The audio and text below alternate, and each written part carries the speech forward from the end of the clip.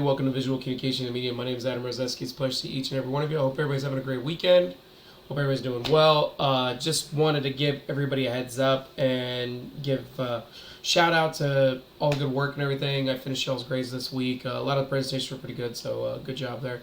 Other than that, let's get started. Do keep in mind you do have your reply post due tonight, and then you also have your written assignment and your live lectures due tomorrow. Sorry if I'm a little under the weather. I'm not feeling so great today, so I apologize. But figure I'd talk about something called logos and their importance and why those are super important compared to anything else, and why they matter when we're dealing with semiotics and signs and to identify a company and why they matter. So much like symbols and signs, logos need to be simple and easy to understand and translate in size across any medium. Like if it's a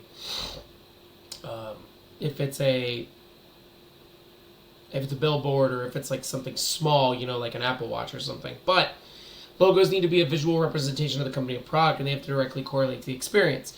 And also, keep in mind, logos are used across multiple countries, so you have to consider, unlike symbols where they're specifically related to that culture, this is a company and you want to try and sell to multiple different companies. So you want to make sure that your logo doesn't really offend anybody. That's the biggest thing about that. But it's got to directly relate to experience. Like, for example, Target. Target's the one place where you can find all that stuff. That's why they put a bullseye in there. It's like, this is the Target place to find everything you need. Nike, with the Greek athleticism symbol. They use the athleticism symbol from Greek mythology or Greek language to promote their equipment, because their equipment is all sports related. So it all correlates to the experience. So there's 7 types of different logos that we need to take a look at. First is the abstract mark. The abstract mark is very specific to that company, and it represents their company very well. For example, the 3 colors sun represents Pepsi very well, and it's always been their logo since the early 1900s. So that's always been a relative thing, and they've never really changed it. Abstract mark is specific to that company, or if it's to a specific shape where the things are located at to make something. That's what an abstract mark kind of does. Now, mascot logos are very simple. You put the mascot on the logo, dunzo. It's right there. Everybody knows who he is, and that's the person that promotes everything. For example, the Colonel from KFC. He's the one that's like the mascot of Kentucky Fried Chicken. So he's always on the logos wherever he goes. So that's really important for them. Now we have combination marks. We'll talk about combination marks in a little bit, but it's where you combine one or 2 or more methods to make your own logo, and we'll talk about that in a second.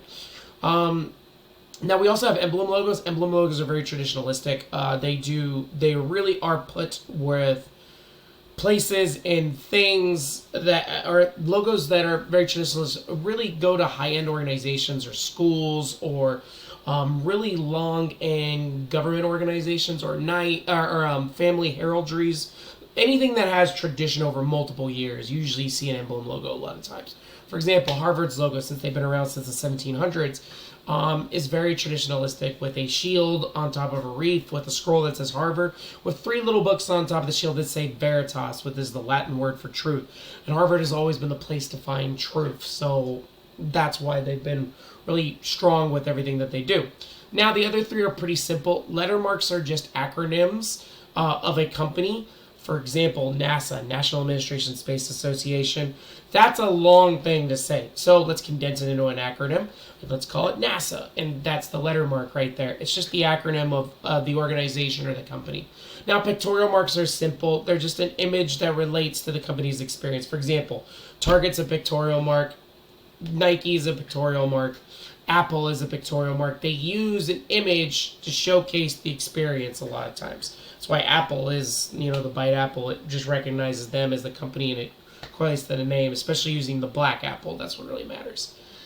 Stay away from a red apple because it relates to fruit in a lot of different ways. So, Apple computers, they use the black, technical, really stylized apple. And then finally, word marks.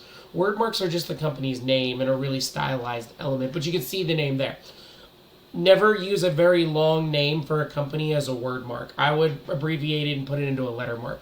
Usually a lot of times word marks are just 3 to 12 letters at the most. If you go past 10 to 12, then I would start getting worried right there, the way you position it and how you go about it. So that's a big thing from that. But That's a word mark. It's just the word itself and everything. Now, combination marks combine multiple marks. For example, Burger King's mark uses an abstract mark to use shapes to create a burger, and then inside the meat of it, they use a word mark to spell Burger King out. So, combination marks can add a lot more than one. You can use one type, you can use multiple types. It just depends how everything works. Other than that, that's all I got for this week. So, be safe, have fun, enjoy. Hope everybody has a great weekend. Be safe. I'll see everybody for Monday for lecture, and that. Take it easy. Bye-bye.